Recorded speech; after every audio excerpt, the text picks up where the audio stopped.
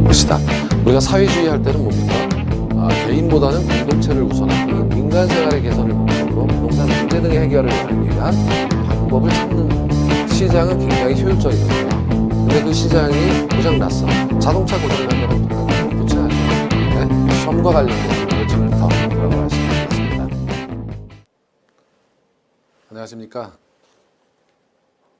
자, 이번 시간은 3강이죠. 3강에서는 이론 강의 1장의 부동산, 즉 토지의 분류가 중심이고요. 그 다음에 토지의 특성, 자연적 특성이 중심이죠. 이 부분을 강의하도록 하겠습니다. 자, 토지의 분류죠. 토지의 분류는 법률적 분류가 있는데 공간정보의 구축 및 관리 등에 관한 법률 뭐 이런 게 있는데 28개 지목이 있다. 그리고 국토기획법에서도 도시지역, 관리, 농림, 자연환경 보존지역으로 나눠왔다 이런 건데 후보지 이행지 굉장히 자주 나와요. 대분류간 전환이면 후보지, 소분류간 이행이면 이행지. 필지와 획지에 관한 구분, 하나의 지번을 가진 토지의 등록단위, 필지, 경제계획적 개념의 토지, 획지. 그리고 건부지는 건축물의 용도로 제공되고 있는 토지, 건축물이 없으면 나지. 건부 강가 현상이 일반적인데 철거비만큼 낮아요. 왜냐하면 건축물이 있으면 건축물이 없도록 만들어야 되니까 이걸 폐기하고 새로 지려면.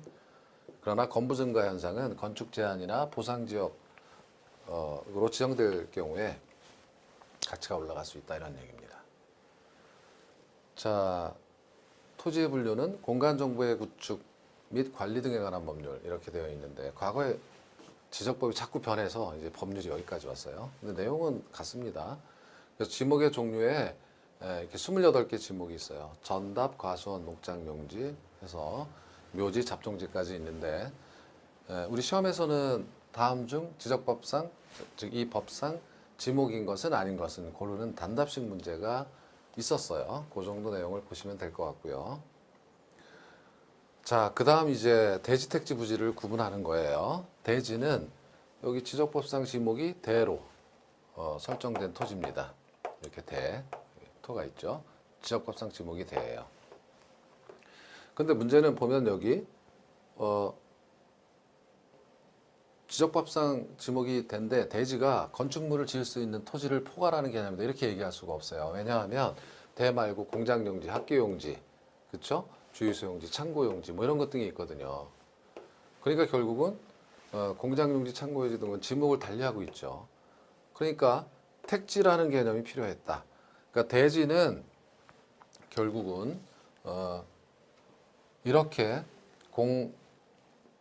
공장, 집, 학교, 상가, 뭐 창고까지 지을 수 있는 포괄하는 용어가 아니에요. 그래서 택지라는 용어가 필요했고, 그럼 택지는 뭐냐면 지상에 건축물을 있거나 건축할 수 있는 토지 이렇게 정해놓으면 이 택지는 어떤 건물이든 지을 수 있어요. 주상공 이용 가능하다. 그럼 대지는 여기 공업용 안 되고 하니까 이거는 주거용, 상업용 건물만 질 수 있는 땅이 대지다 이렇게 볼 수가 있는 거죠. 그리고 공업용지를 포함하는 것이 택지다. 얘는 지적법상 용어지만 택지는 지적법상 용어가 아닙니다. 자, 부지는 이걸 또 포괄하는 개념이에요. 전체적인 개념입니다. 얘 다 포함해서 자, 주거용 부지, 상가 부지, 공장 부지, 하천 부지 다 쓸 수 있다는 거예요. 그렇죠?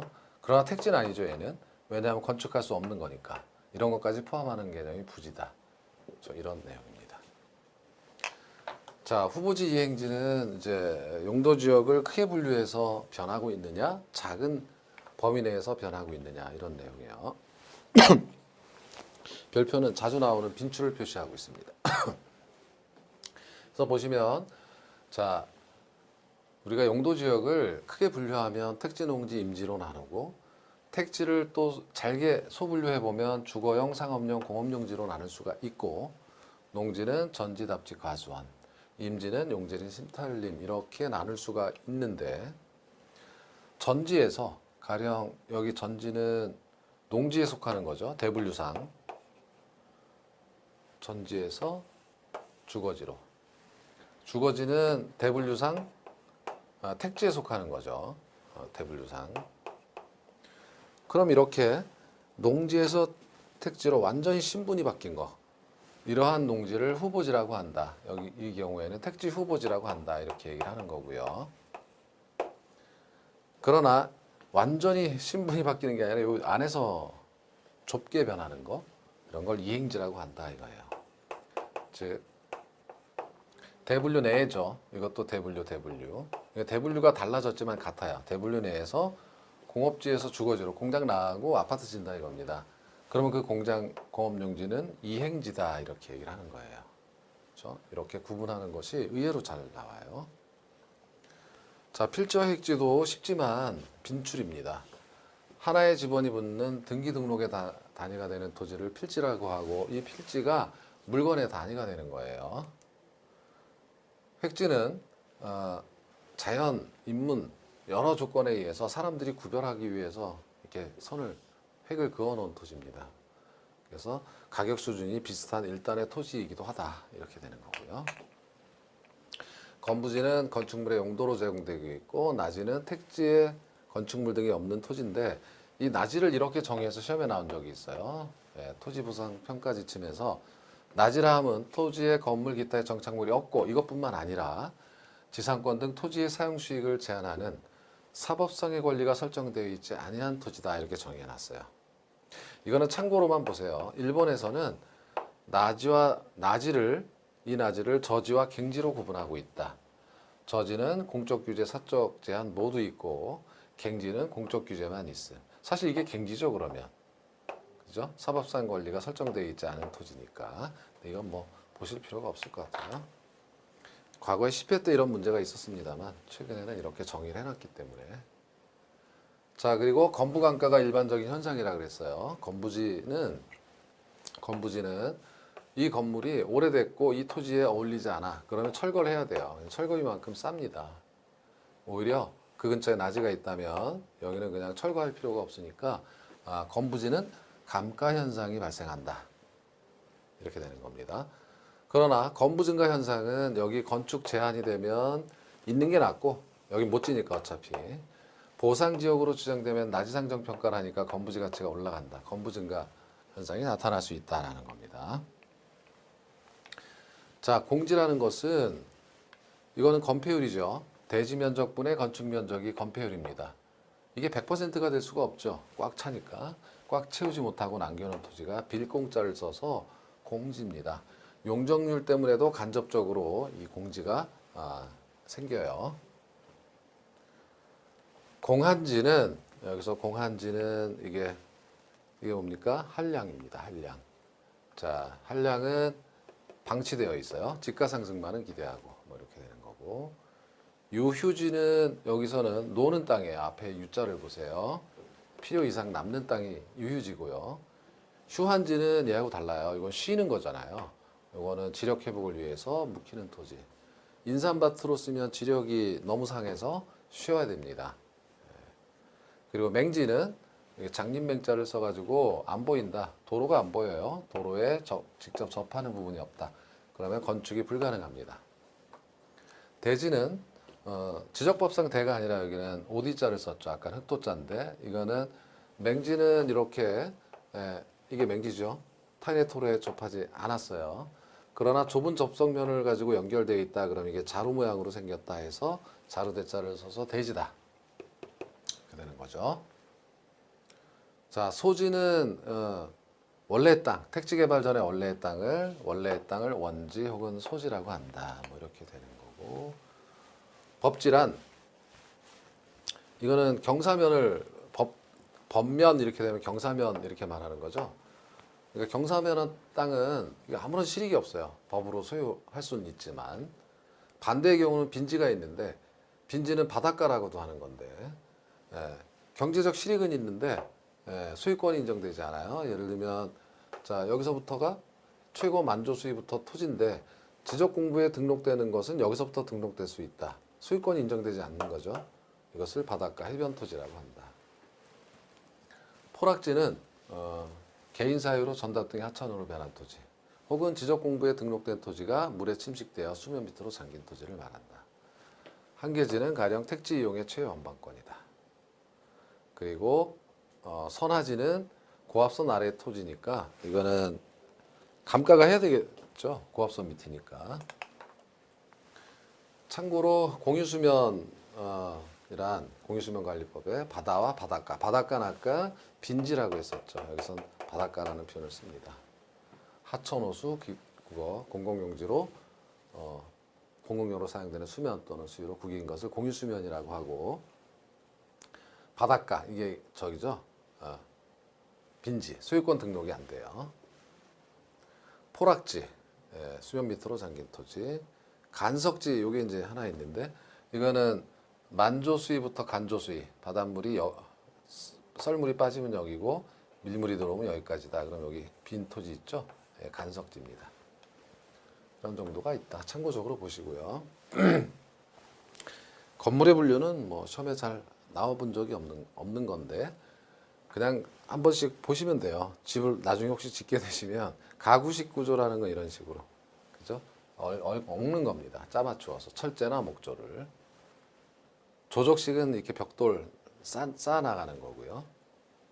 일체식 구조라는 건 이제 하나로 되어 있죠. 그래서 이거 철근, 콘크리트, 철골, 뭐 벽식, 뭐 하여튼 어려운데 뭐 이렇게 일체식으로 짓는 경우도 있다. 자, 결국 시험은 건물의 분류에서는 이 부분이에요. 이 부분. 단독주택과 공동주택을 구분하게 하는 시험이 가끔 나옵니다. 이따금씩. 그리고 심하면 이렇게 들어가요. 잠시 후에 보시겠지만 단독주택은 구분 소유권 등기가 불가능해. 하나의 물건이에요. 주택 자체가.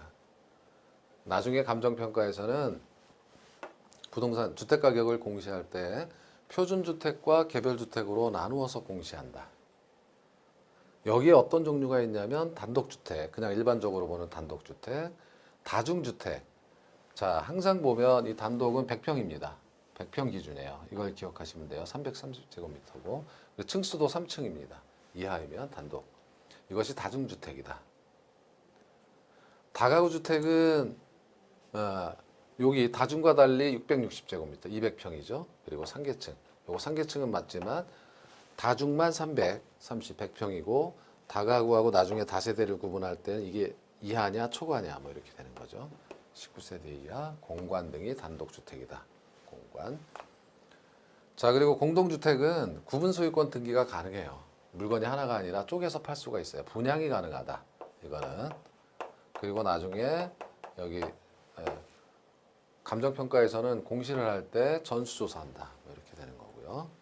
아파트 5개층 이상이면 됩니다. 면적 기준은 없고, 연립주택은 660제곱미터 초과, 여기서는 이제 4층 이하겠죠. 여기가 5층 이상의 아파트니까. 그리고 다세대는 이 다가구하고 비교했을 때 660제곱미터 이하, 이건 맞지만 연립은 초과고 4계층이에요. 3층이 아니라. 그러니까 단독은 3층, 공동은 4층 기준이 돼. 다중주택은 100평, 다가구는 200평, 다세대와 마찬가지로. 그렇지만 다른 점은 층수다. 여기 4층. 이렇게 해서 구조적으로 구분해 두시면 되고, 기숙사도 공동주택입니다. 자, 그래서 정리를 해보면 이건 이제 아까 설명드린 내용이고요. 다시 한번 정리하면 3층이죠. 공동주택은 4층 이하인데 아파트는 이제 5층 이상이면 된다. 그리고 평수는 얘만 100평이에요. 다중만. 그리고 다가구 다 이하, 여기 초과, 여기 면적 기준이 없고, 아파트는 5층 이상만 되면 아파트니까. 그래서 이렇게 정리를 해두시면 되고요. 자, 기타 주거용 건물 중에 용도에 따라서 분류하면 도시형 생활주택이 있는데 300세대 미만의 단지형 연립, 단지형 다세대. 그러니까 연립 다세대에다가 아까 공동주택에다 앞에 단지형을 붙였어요. 그리고 하나 더 있다면 원룸형 주택까지. 이렇게 도시형 생활주택. 준주택은 주택으로 볼 수 있다 이거죠. 주택 외에 건축물과 부속토지인데, 그래서 고시원이라든지 노인복지주택, 오피스텔 이런 것 등도 준주택이다 이렇게 보는 거고, 비주거용은 상업용, 공업용, 교육사회용이 있다 이렇게 참고적으로 보시면 됩니다. 자, 다음은 토지의 특성인데, 토지의 특성 중에는 자연적 특성이 핵심이에요. 거의 시험에서. 그래서 부동성, 못 움직인다. 못 움직이니까 국지적 시장, 지역 분석, 외부 효과, 등기 제도를 해야 된다. 부증성은 생산할 수 없다. 집가구, 집약적, 토지 공개는 용도적 공급은 가능하다. 그러나 영속성은 자 수명이 영원하니까 물리적 간과할 필요가 없고 투자 심리 유발하고 현재 가치 파악에 근거가 된다.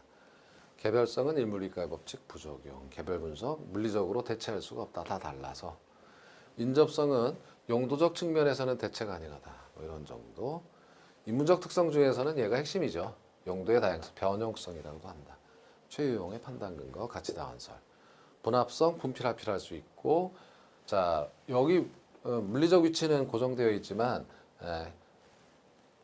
어떻습니까? 사회, 경제, 행정적 측면에서 봤을 때 위치는 변할 수 있다. 뭐 이런 겁니다. 자, 자연적 특성에서 부동성을 보면 못 움직여서 어떤 현상이 나타나냐? 못 움직이니까 시장이 국지적으로 지역성을 띈다. 국지적 시장이다. 이런 거는 굉장히 자주 나와요. 쉬운데도 항상 나와요. 이건 뭐냐면 자, 이게 뭐 여기 냉장고, 자동차 다 같아요. 어느 지역이든지. 그런데 땅은 움직일 수가 없잖아요. 움직일 수가 없기 때문에 여기에 토지 수요가 증가해도 여기에 있는 땅을 떼어다가 갖다 놓을 수가 없죠. 그러니까 그냥 지역으로 굳어져 있는 겁니다. 이동할 수가 없기 때문에 비싸고 싸고 뭐 이런 식으로 해서 그게 국지적 시장이에요. 그러니까 움직이는 것들은 전국적 시장이 될 수 있는데 못 움직여서 국지적 시장이다. 못 움직이니까 외부 효과를 받기가 쉽다. 공장이 아파트 주변에 들어오면 이 아파트 어쩔 수 없잖아요. 유해한 시설이 들어오면 이런 거를 부의 외부 효과라고 하고 그러면 아파트 감가를 해야 되죠. 평가에서는 경제적 감가라고 한다 이렇게 배우실 거고요. 자 그리고 부동산과 동산의 공시 방법 차이가 못 움직여서 그렇다. 등기를 해야 된다 이겁니다. 왜냐하면 동산은 갖고 다닐 수 있잖아요. 이름표 안 달아도 되지만 제 옷에 이름표 안 달아도 되지만 부동산 이름표 달아놔야 돼요. 누구 건지 기록해놔야만 됩니다. 못 갖고 다니니까. 그리고 자 부동산 활동을 정부와 지역에 가서 정부 활동해야 돼요. 현장 활동해야 되고 못 움직이니까. 움직이는 애들은 진열이 가능하지만 이건 불가능하잖아요. 직접 가야 됩니다. 위치가 중요하고 못 움직이니까. 기타 담보물로서의 신뢰성 못 움직이니까. 아파트 담보 잘 잡아줘요. 그리고 규제와 통제를 받기가 쉽다. 숨길 수가 없죠. 동산처럼. 골동품 이런 것처럼 숨길 수가 없어요. 이런 내용이 부동성에 관한 내용이고요. 자, 영속성은 토지는 소멸되지 않아요. 그러니까 여기서 토지가 소멸되지 않는다라는 것을 감가상각을 하지 않아도 된다 이겁니다. 감가상각이라고 하는 것은 예를 들어서 100억 원어치 기계를 샀다라고 하면 이게 가치가 계속 떨어져서 수명이 20년이다라고 하면 100억짜리 기계는 0이 됩니다. 20년 후에는 0원이 돼요. 100억 토지를 샀다 이거예요. 그러면은 20년 후에도 그 토지는 그대로 그 가치는 변하지 않는 겁니다.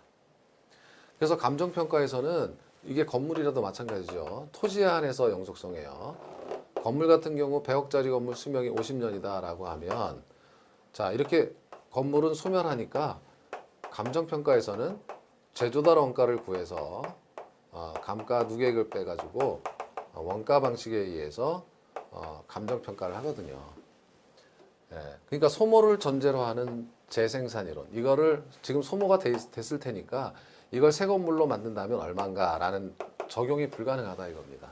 토지는 건물은 가능하지만 토지는 누가 뭐 만드는 것도 아니고요, 그렇죠?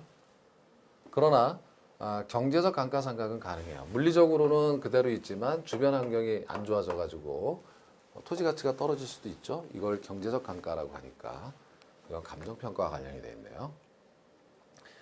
자 이렇게 소멸되지 않는다면 투기 심리를 유발하겠죠. 가치 보존력이 우수하니까 건물처럼 사라지거나 기계처럼 사라지는 게 아니에요. 그리고 장기적 배려를 해야 되고 묻어두면 돈 된다 이런 표현이 바로 여기에 해당되겠죠.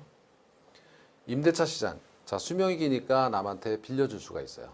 그래서 사용의 이익, 임대차, 임대료 수익 분리될 수 있어요. 이거는 뭐 시세차익, 임대료 뭐 이렇게 볼 수가 있는 거고. 자 수명이 기니까 관리 잘해야 되겠죠. 이게 건물은 내구성이다 이렇게 얘기할 수 있어요. 물론 내구성과 영속성이 동의어는 아닙니다만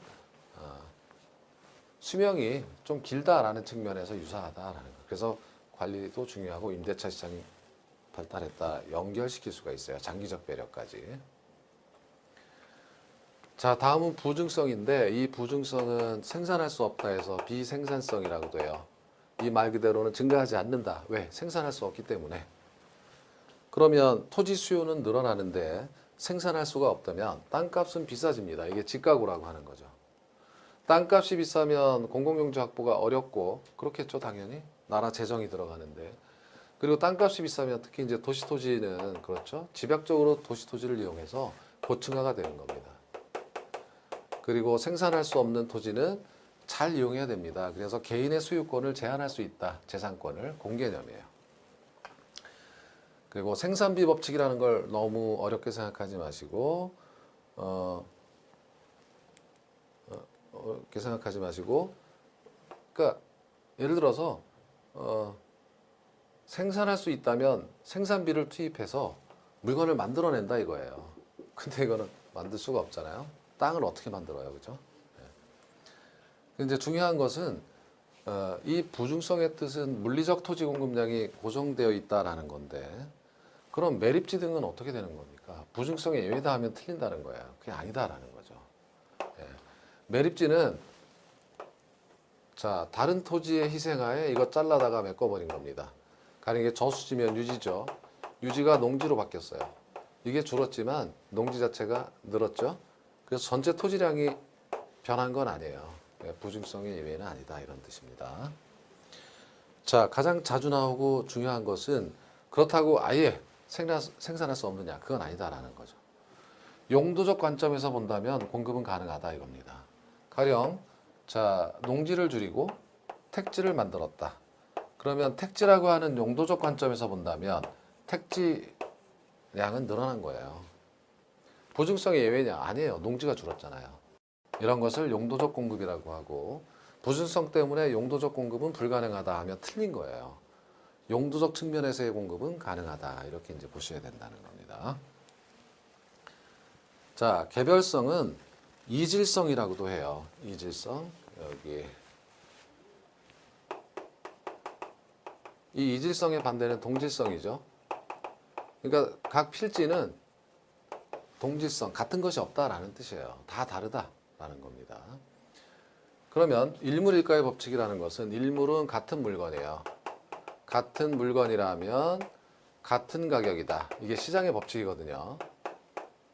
완전 경쟁 시장을 전제로 할 때 물건이 같으면 가격도 같아야지. 이게 일물일가의 법칙이고, 그래서 사람들은 그 가격을 보고 행동하면 되는 거예요. 물건이 같으니까 가격 올라가면 안 사고 뭐 이런 식으로. 그런데 일물 자체가 성립하지 않아요. 같은 물건이 없어요. 개별성 때문에. 그래서 일물일가의 법칙이 성립하지 않는다면 사람들이 혼란에 빠지는 거죠. 그래서 시장이 불안전해지더라. 항상 보면 이 부동산의 이런 특성 때문에 시장 불안전성이 야기된다라고 하는 것이 이제 특색이에요. 그리고 대체라는 것은 바꾼다는 뜻인데 물리적 측면에서의 대체가 불가능하겠죠. 같은 게 없으니까.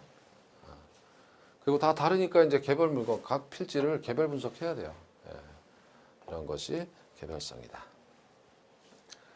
자, 다음은 인접성인데요. 인접성은 모든 토지는 연결되어 있다라는 뜻입니다.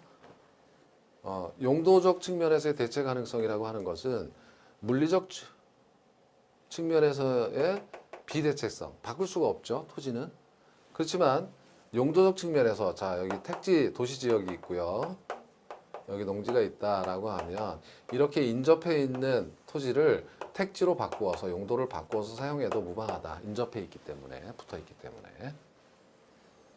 그리고 인접해 있는 토지 때문에 외부 효과, 부의 외부 효과 받을 수도 있고 붙어 있기 때문에 정의 외부 효과를 받을 수도 있다. 공원이 들어섰어? 혹은 나라가 무슨 거기다가 철도역을 만들어서 땅값이 올라갔어? 그럼 당신 노려고 한 거 아니잖아. 개발이익 뺏어갈게. 뭐 이런 근거가 될 수도 있겠다 이거예요. 민법에서는 상린관계, 이익 땅 붙어 있으면 이거 상린관계, 용도 지역지구제 필요성. 그러니까 예를 들면은 지역지구제를 해야만 지금 예를 들면 말이죠. 여기 주거지가 있는데 주거지 안에 공장이 인접해서 들어와 봐. 여기 그냥 난리 나는 거죠. 못 들어오게 용도 지역으로 딱 고정해야 된다 이거예요. 그렇죠? 예. 그리고 소유와 관련해서는 경계 문제가 발생할 수 있겠죠. 붙어 있기 때문에 맨날 싸워요. 토지 측량하고 이런 등의 내용이 인접성입니다. 자, 이번 시간 좀 짧았네요. 빨리 끝났어요. 그래서 이번 시간에는 이렇게 어디를 했나요? 부동산 학예 분류가 아니라 부동산의 분류 학위에 들어갔어. 그래서 토지의 종류를 살펴보고 그 다음에 토지의 특성을 자연적 특성을 살펴봤죠. 다음 시간에는 자 2장에 이것도 잘못 들어가 있네요. 이게 좀 빨리 하다 보니까 2장에 2절에 인문적 특성을 하고 스텝 3에서 이제 변형된 기출 문제를 풀어보면서 1편을 마무리하시면 돼요. 그러니까 자꾸 반복이 되니까 여러분 지루하실지 모르겠으나 이러한 반복 학습을 통해서 반복이에요. 공부는 그죠? 예. 통해서 여러분 시험을 잘 볼 수 있게 되게 되겠습니다. 자, 다음 시간에 뵙도록 하겠습니다. 고맙습니다.